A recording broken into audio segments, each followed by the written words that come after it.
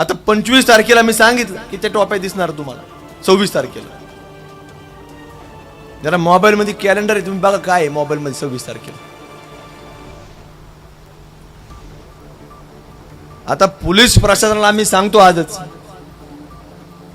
या बकरीच्या दिवशी आमचं कुठलंही ज्याला आम्ही गोमाता संबोधतो किंवा काबाड कष्ट ज्याच्याकडून आम्ही त्याला शेतीमध्ये उतरवतो असा आमचा बळीराजा म्हणजे बैल, तो जर 26 तारखेला कापला गेला, 27 तारखेला आम्ही या ठिकाणी तुम्हाला आजच सांगतो.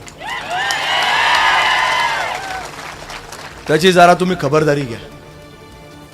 तुम्ही लक्ष ठेवा. 26 तारखेला सगळ्यांनी लक्ष ठेवा.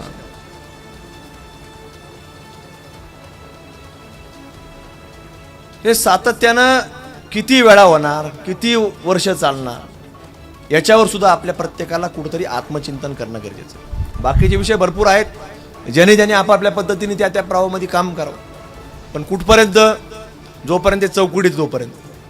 पण ज्या ज्या वेळेला हिंदू म्हणून कुठलाही प्रश्न उपस्थित होईल तर आपण सगळ्या जोरांनी अशाच पद्धतीने एकत्र येणं गरजेचं आहे की जेणेकरून पुढच्या काळामध्ये एकाही व्यक्तीचं धाडस अशा प्रकारे वागण्याचं किंवा आपल्यापर्यंत येण्याचं होता कामा नये, याची आपल्या सर्वांवर जबाबदारी आता वाढलेली आहे.